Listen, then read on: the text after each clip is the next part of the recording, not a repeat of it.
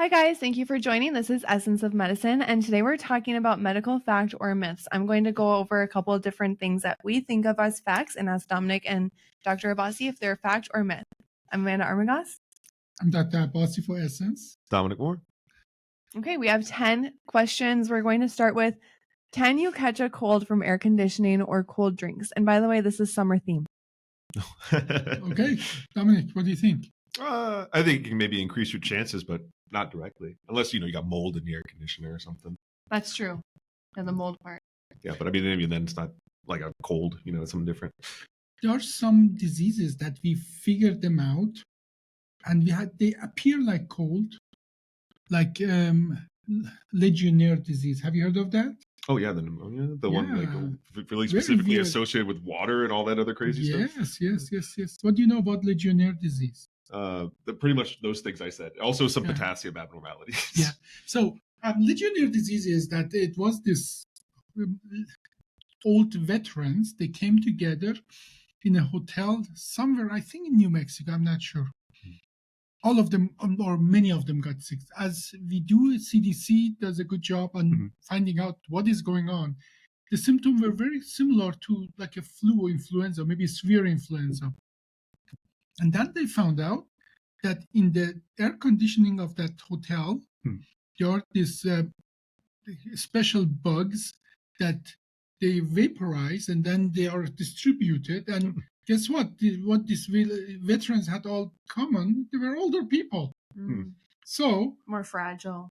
Now, what is important is that there are two kinds of respiratory diseases in their expression. Especially, there's obviously Legionnaire disease was a bacterial infection, not a viral infection. But the symptoms are very similar. So I think this question is a two-parter. You can say that, no, obviously you don't get a common cold. Because a cold is a virus. Generally, what we call a cold, common cold, is a virus. But it's a category. And in medicine and in science, we categorize the viruses. We go, you are a common cold, you are influenza, you are this and that, you are COVID, you are SARS, and so on.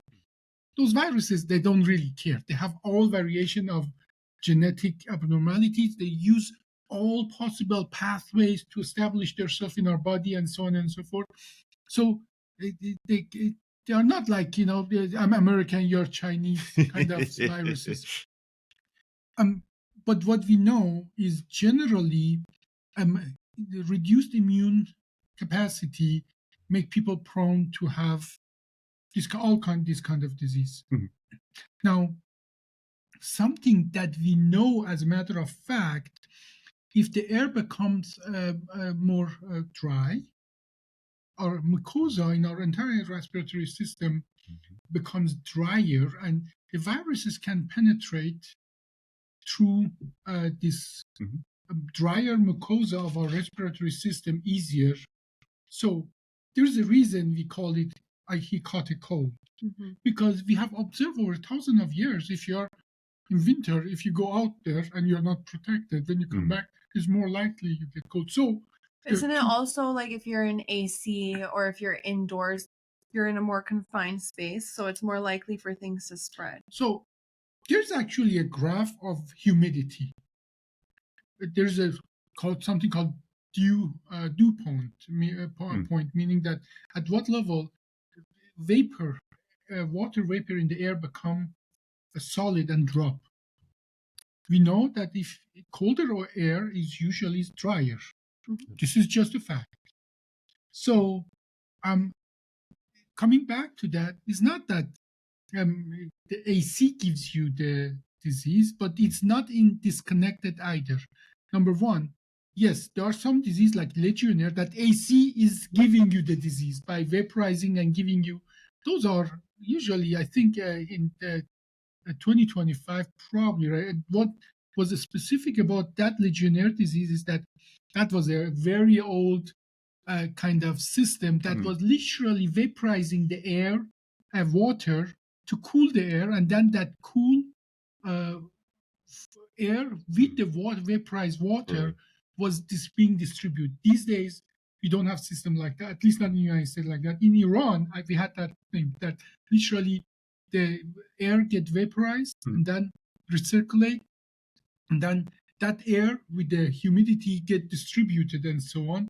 So we don't do that in the United States anymore. We have chillers that use the water or some other chemicals, but they don't mix the air that comes to the living spaces with that water or material that get help that air to become cool. So we have separated that. So the first part, can air conditioning giving you that thing? Yeah, Amanda is saying enough. I'm ready for the next one, actually.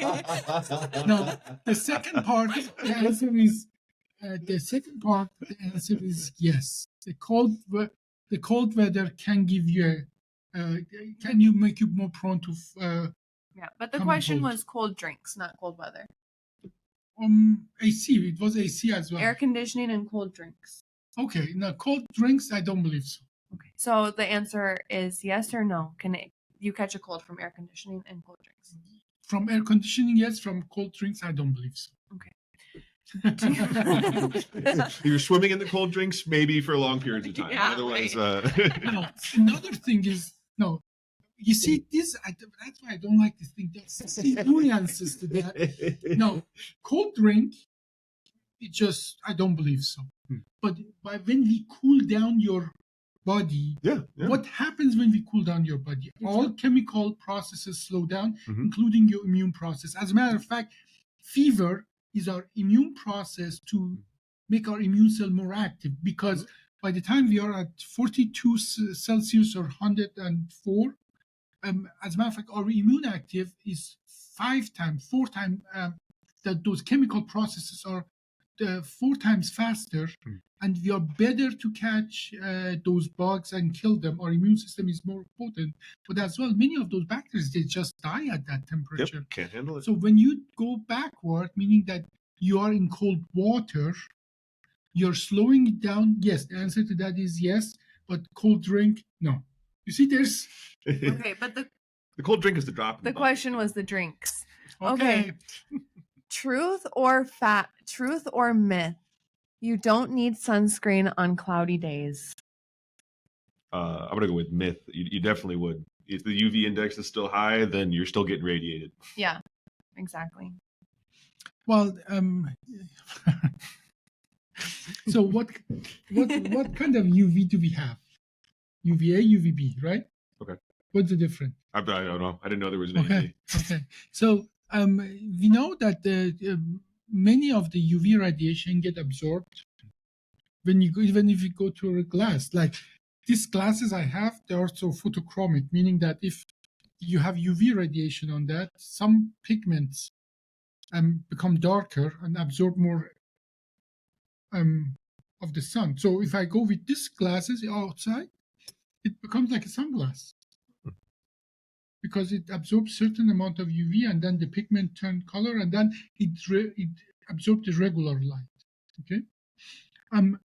But if I'm in the car, it doesn't. Even the sun is coming, because what it needs is the UV part of the light to do that thing. It's good part of the UV radiation is absorbed when it goes through any medium, water vapor, cloudy, and so on. But to my best knowledge, the part that it really hurt us still goes through. 80%. Okay. Still goes through the clouds. A good part. 80% is a good part. Yeah, so still wear sunscreen. Even if you have melanin, you still should be wearing sunscreen. Especially if you do, because then it's harder to find melanoma. Exactly. Okay, the next statement is truth or myth. Scratching a mosquito bite makes it worse. You know all about mosquito bites. Yeah, they love me.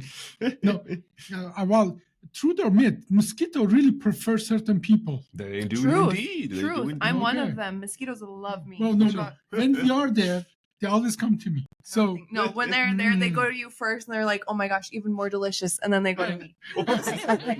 It's based on blood type? Yeah, I heard that. Do you know what are your blood types? okay, well, I don't know. I'm O positive. You can donate to me. Yeah. No,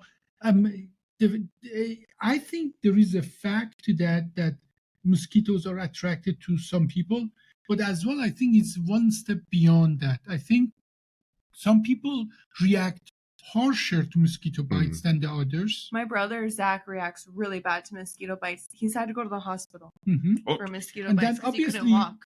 Obviously, if you don't react to that, you get bitten and you don't even know. If you don't react, if you react to that, 2 bites keep you awake all night long. Then, so I think it's a combination. So there is, actually, for some reason, it seems that these mosquitoes are attracted to sexual pheromones. And when we look at that, why would the mosquito be attracted to human sexual pheromones? You know what pheromones are, right? Yeah. What are pheromones? Tell me. So they're kind of like the hormones you produce, sort of signal other people to release The more hormones in chemical their signal- body. Okay, it's a chemical signal that makes. There is a saying in German, I'm not sure if you said in English, I cannot smell that guy, or I cannot smell him, meaning that his smell, he's just being around irritates me. Huh. You say anything like that in English? No. We say I can't stand that person. Yeah, but in German you say I cannot smell that guy. Okay? It is, as a matter of fact, we have found that the sexual attraction, a big part of it is actually chemicals that some of them we cannot say we smell them. We don't really smell them, but our psyche, our brain still smell them. And it is based on actually for your HDL molecule be furthest away from each other. Really? So this is what they did. The study they did. They let this young man work out and then put their shirt in a jar and women come and smell it and then rate it. Obviously, if the women are ovulating, they rate it higher. The same smell that's disgusting to them 2 weeks later, they're totally attracted to that. And then what they did, they checked their HLA molecule. HLA molecules are molecules that mix on your surface of your immune system and make your immune system practically work. They found out, and that's the beauty of nature, furthest away your HLA molecules are, meaning that your children have more variation of HLA molecule, more attracted you are to that smell. That makes sense. They slipped a shirt of a father or a brother into that mix. Every woman found that disgusting. So you see this, our behavior is, a lot of our behavior is based on our natural, how the nature set us up to be. And that makes sense. We know that incest generally doesn't produce strong offspring. Yeah. Okay? So coming back to that, why do female mosquito bite? Male don't. Nope. Okay? Why do female mosquitoes are attracted to me? Oh my gosh. I will be honest, just as a tangent, I'm from Florida. And that's like, Guys, I'm sorry, but the question was about does scratching it make it worse? okay, but that's first you have to get beaten before you get scratched. No. Okay, so You can't ask me if I like sunny side up eggs or scrambled. I got to talk about the chicken. okay, That's 1 million years ago when mosquitoes were the only thing on the planet. exactly. 600 million years ago, nature used the same chemical stuff to attract human. Why would nature doesn't use the same thing? So the same thing that makes some woman be attracted to me makes some female mosquito attracted If to me. I was the mosquito's dad, would it leave me alone? You think? Would it Yeah. probably leave me if I was the mosquito's father? You'd be so safe. You'd be So scratching, yes, scratching make it worse. Why? Because when you're scratching any area, no, scratching is a physiological reaction to get rid of the whatever is still causing problem. Inflammation starts there, and when we scratch that, we destroy the tissue and we spread more immune material around. Eosinophils everywhere. And so the answer to your question is yes, but But why is it itchy? why is it itchy? Well, it's actually a kind of immune reaction because the mosquito just wants your blood. Yeah, do they leave anything there when they suck your blood? Well, mosquito wants your blood But blood has a property of coagulate, meaning that it stops flowing when there's a hole there. So mosquito found out, hey, why don't I have something like an anticoagulant that the blood doesn't, and they actually like a needle. They insert that needle. They put material to make sure the blood is not coagulating because they wanted, to have more of it. Yeah, a little mosquito So apixaban. And that is how mosquito give you as well diseases while you're injecting whatever anticoagulant. By the way, Tom, we should patent whatever mosquito have as anticoagulant. Yeah. We should get that material and make it as a. Yeah, could be nice and local. Right? Well, we are using snake venom as a medicine. Indeed. You're using Replicate. pigs as training. And so on. So the answer to that is yes. Okay. This one is a childhood classic. It's going to be a kind of a quick answer.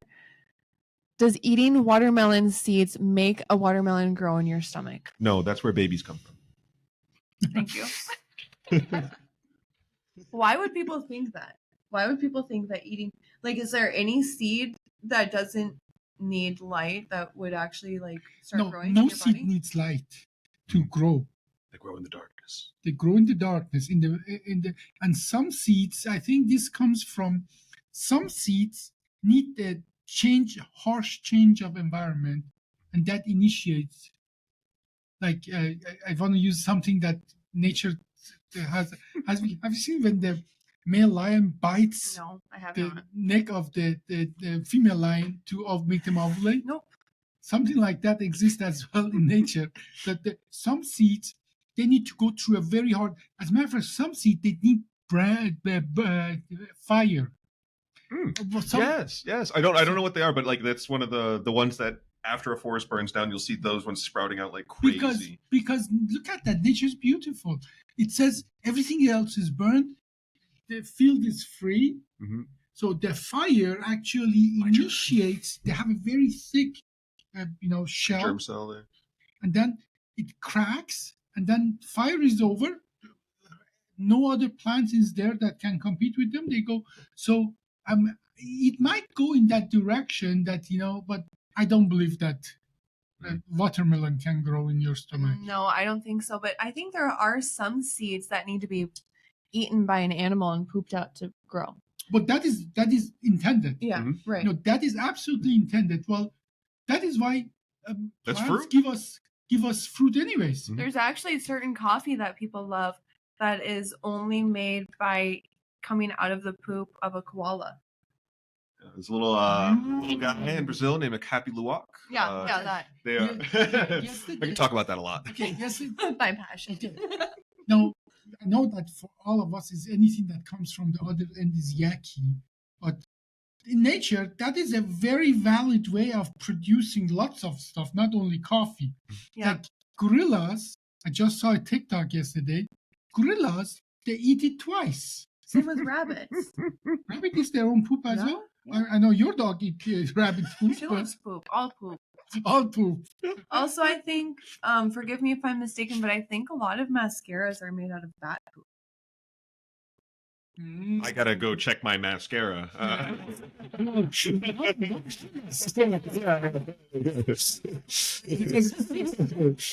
Mascara is like octopus poop. Yeah. Okay, this one's a little bit more serious. Dehydration only happens when visibly sweating. Fact or myth? Absolutely wrong. No, Myth. Huge myth. Absolutely wrong. No. Because you can expel water so many other ways. Well, and you don't even need to do anything to get dehydrated. It's a balance. You get fluid, you get rid of fluid every time. Now, when you have dinner, people think most of the time that you get rid of the dinner when you go and poop, or they think, oh, the dinner what you get, you go and pee out the fluid of it. About 70 to 80% of the water you get inside of you breathe it out. Yeah, and same with losing weight. Your weight loss is actually done through breath, not through. People think it's through sweat, but it's through breath. Yeah. Well, sweating is a extraordinarily effective way of cooling you down. Can you talk about dry heat? Talk about What do you want to know about dry heat? I want them to know about dry heat. What do you want them to? What do you guys want to know about dry heat? Like, you don't always sweat in dry heat, but you can become extremely dehydrated. No, that's not true that you don't sweat in dry heat. You sweat the same amount, but because it's very dry, the coefficient of that water on your skin become fluid is so good that it immediately becomes a vapor, and you don't see the sweat. You just dry out faster. Yeah. Now, the sweat that you see is not the sweat that comes out, because that macroscopic, that is literally so little. The sweat that you see is inefficiency when you're in an environment that that fluid here doesn't go to the air, doesn't cool you down, then the accumulate becomes like a droplets. Yeah, that's why a lot of times for sweat you see like a sheen before you even see the droplets. Sure. It's just collecting.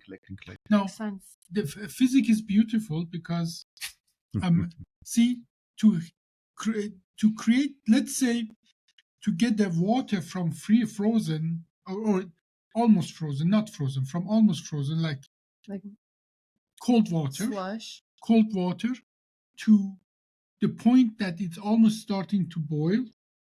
Let's say you use X amount of energy. Just go from 100 degrees Celsius or 220 something, 212 degree Fahrenheit water to 212 degree water vapor or steam, you use 3 times more energy. What about like the effect of alcohol and caffeine on dehydration? Well, we know that number one, these are two different mechanisms, but no, alcohol get burned in our body. Anything that get burned in our body uses water. So alcohol, let's say 1 atom of alcohol uses probably 2 atoms of water, and you breathe it out.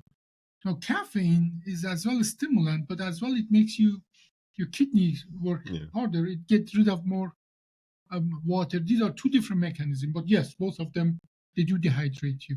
So yes or no, dehydration only happens when you're visibly sweating. Obviously wrong. That's false. Nope. What about this one? This is, I think, a huge misconception, a huge myth. A base tan protects you from a sunburn. And I'll explain why people think this. You guys, like base tan. let me explain. So, for example, a lot of times when white people go to Mexico or go to Florida or somewhere, when I see how they are walking around, when white people with less melanin go to a place that has a high, like, a lot of sun, they go to the tanning salon first because they want to get a base tan. Because a lot of white people, like for example me, I know this isn't true. Oh, is it that spray? No, it's a base tan. So you go and you get tan first because the idea is that if you get tan first, you won't get sunburned because you already got tan. Oh, so they That's go the to under a machine that the tanning booth. They go to the tanning bed, get a base tan, and then they believe that they won't tan. Gotcha. So I sear my steak before I put it in the oven so it doesn't dry out. That's the idea, kind of, something like that. Maybe. I have no facts. I don't really know. I don't believe it. I don't think it changes it. I feel like that skin is just getting punched and damaged. That's why it gets tan, and then it's just going to get more damaged. Okay, well, it's not that easy.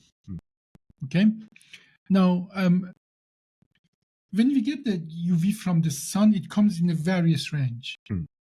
Some of those are more dangerous for our skin, meaning that they have more energy. As a matter of fact, higher frequency, they have more energy to break our DNA and cause sunburn and so on, or similar damages. But by the way, it is so common that we have an internal mechanism of our DNA to specifically prevent that. And obviously, skin color is exactly that. Okay, now the problem with that is sun sent it in all variation. Okay, and but not all frequencies have the same effect on our DNA. Now, I can imagine that you get certain radiation level that is less damaging to our DNA, and that initiate that cascade of creating a tan. But once you have tan, you get under the sun, you get all level, all of things, then you will be more protected. But the problem there is, you see, all these things, they don't understand that life comes in so many variation.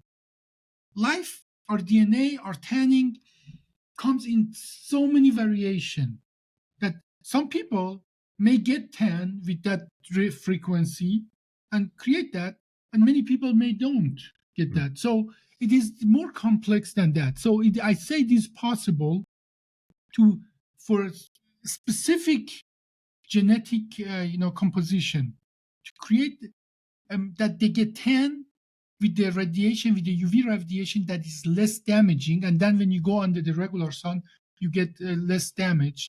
But generalizing it, I think, it's a far-fetched. So according to what I have, a tan is already skin damage, and it provides only minimal protection. Tan is not skin damage. When my skin gets tan. Well, when you get tan, Yeah. but generally, I've seen these whiteys when they get tan, they get like a pink, like a roasted pig. Yeah, that's what we're talking That's about. not tan. That roasted pig is not. You're changing your skin color, getting your skin darkened tan. Have you seen when I tan? Literally, you see that here. It's just the color changes. Okay, we'll double check it.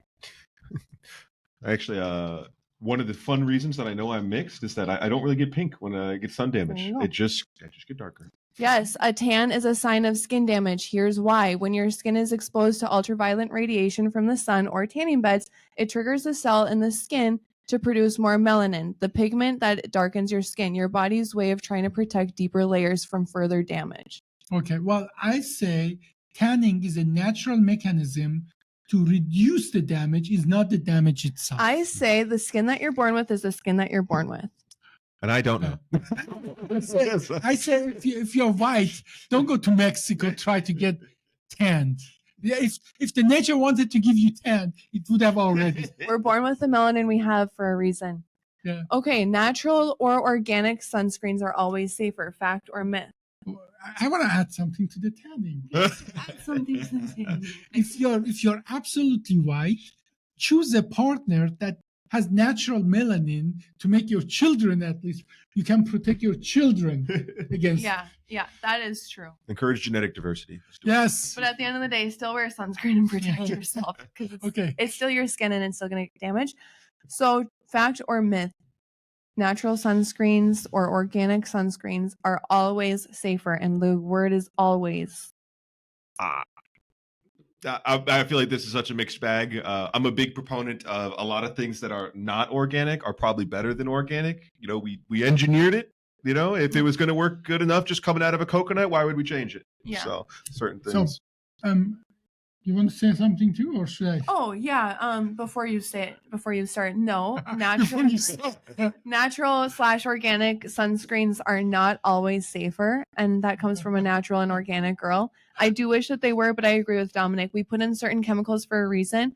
For example, a lot of hippies like me want to wear coconut oil on our skin instead of sunscreen, or olive oil on our skin instead of sunscreen. And I personally, Dr. Abbasi can go into more details on this, but I don't think that that's a good idea. I think that if you want to be protected from the sun, you're going to have to make a little bit of a sacrifice. Wear a mineral sunscreen or something like that with a very high SPF, but do not put coconut oil on your skin expecting to not get sunburned, because you will. I will just quickly, I swear. When I was in the 6th grade, I had a science project of trying to cook chicken tenders outside in a little UV oven. I covered them in coconut oil, and they turned out pretty crispy. So, you know, I don't know if that's the best sunscreen. So, a few general things. Anything in life starts with always or never. Is not true. It's almost always. It's never always true. It's almost always wrong. Yeah. Anything like, you know, is it possible? No, and anything that starts with possible no matter how outlandish it is, It is the answer is possible. always yes. Like, is it possible that the alien just landed on Highway 13 just next to us? Yeah. It's possible. I don't know, but it is possible. I have a few right? ideas of not possible, but I won't No, say no, no, them. but it's not there. So, Is it possible to do a podcast without Dr. Abbasi going back 1 million years? 0.1% chance. 0.0%. No. And this is one of the philosophical thing I want to say. Possible, the answer is almost always yes. Never, always, the answer is almost always no. Yeah. Okay, now, let's come back to the other one. Is everything natural, organic, bio, is it better? Not Well, always. Venom is very biologic, you know? Very No, natural. sharks are very natural. My shark sunscreen. Right. And when they cut you in half, or elephants are very, very biologic, very natural, and so on. If you go close to them, they stomp you to death, especially African elephant. Now, I will go only 40,000 years back to say why African elephant are so nasty, whereas Asian elephant are so mellow. Why? No, okay. Why are African elephant? No, I care more about this. Please, I want to know this. So, African elephant kill you more likely than lion or snake or anything else. Whereas Asian elephant are the sweetest thing you can have in the entire planet.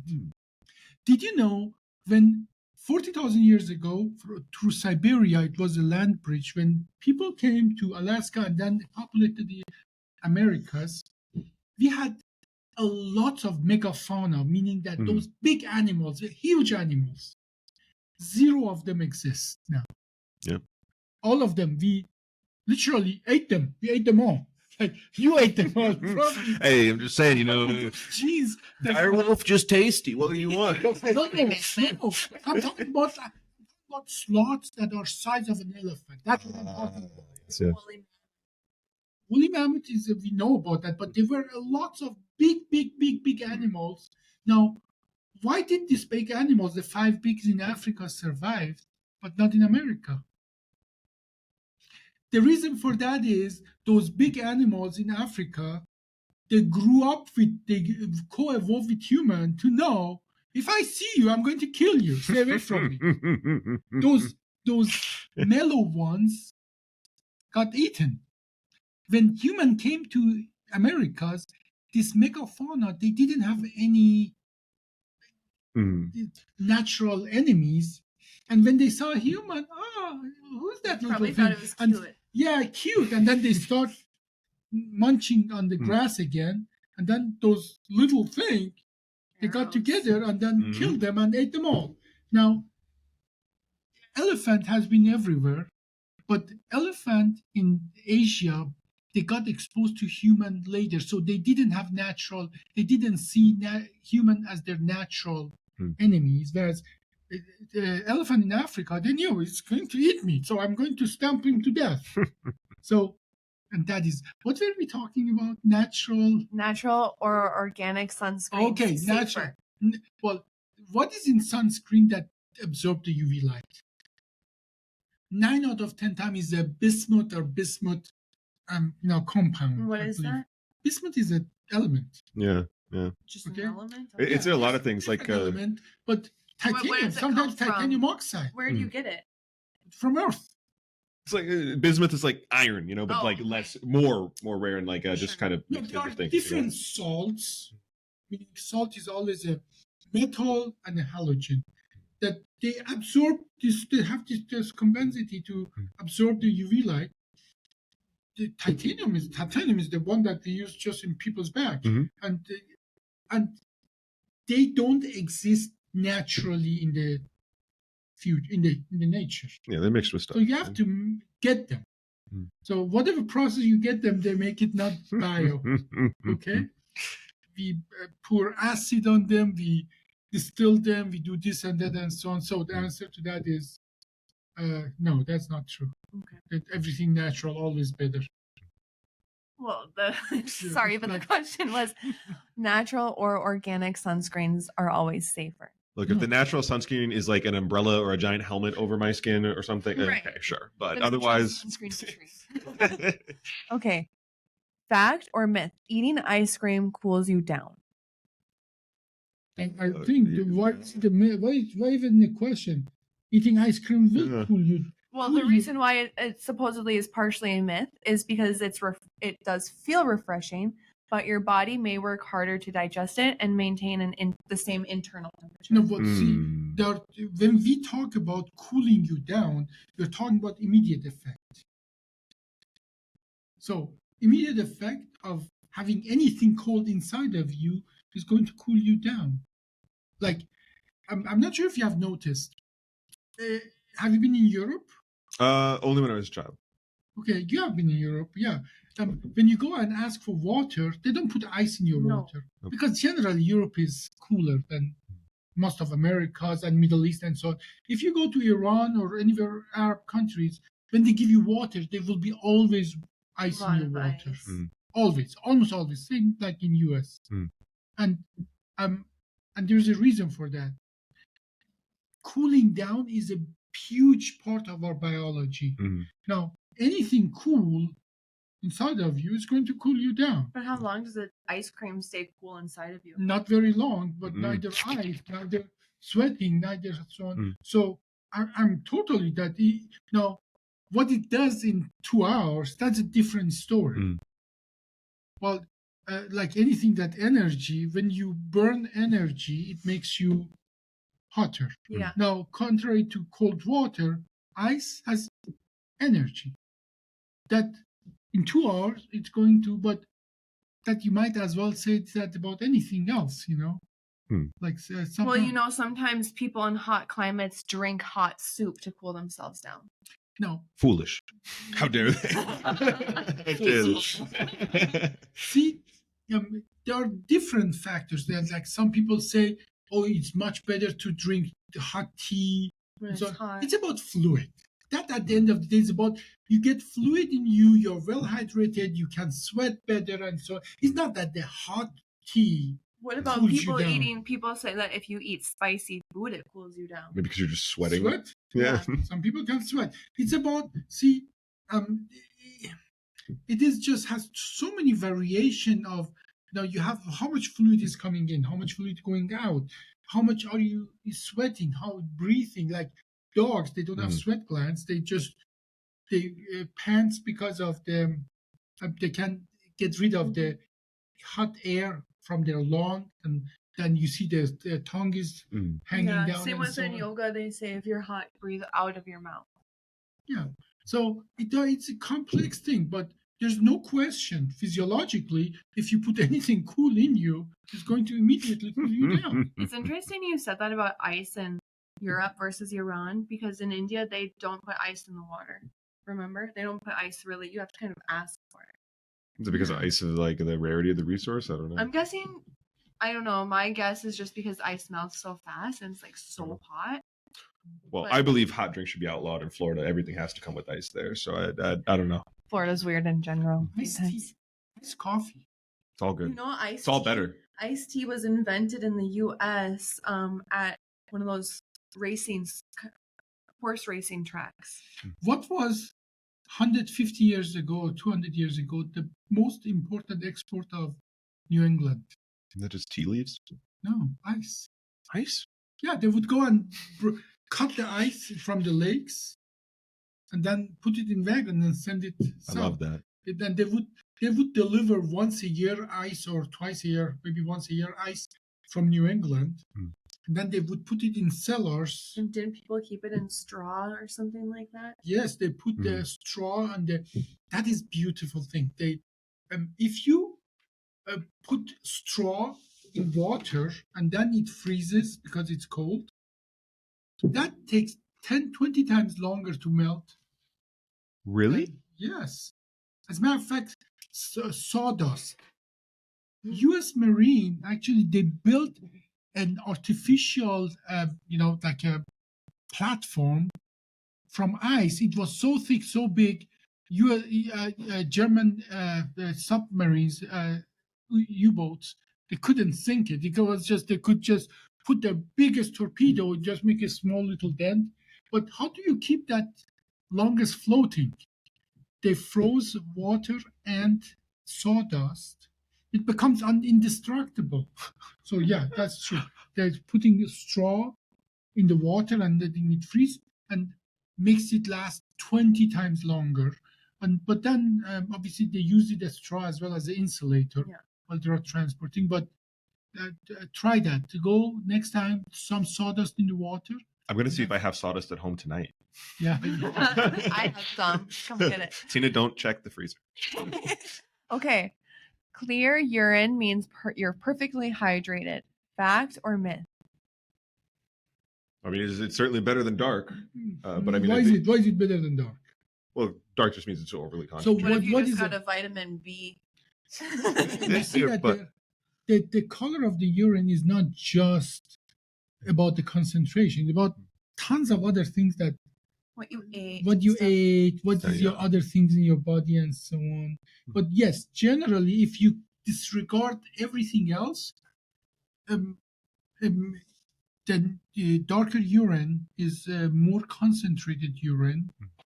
But that is necessarily not right or wrong, good or bad, and so on. Your body, as a matter of fact, you can say lighter urine, that means you are overhydrated. Your sodium is your body is trying to keep you alive by getting rid of the water. Yeah, you could have diabetes insipidus and just be flushing everything out, Yeah, you know? yeah. Clear, So clear. I think that statement that is one is healthier than the other is absolute nonsense. But what the fact is, the color of the urine is not only is not only indication for the urine concentration, but even if it was, that by itself is not a good or bad sign. It's just your body concentrated that's the beauty of it. So, myth. Clear urine does not mean overhydration, or clear urine does not mean you're perfectly hydrated.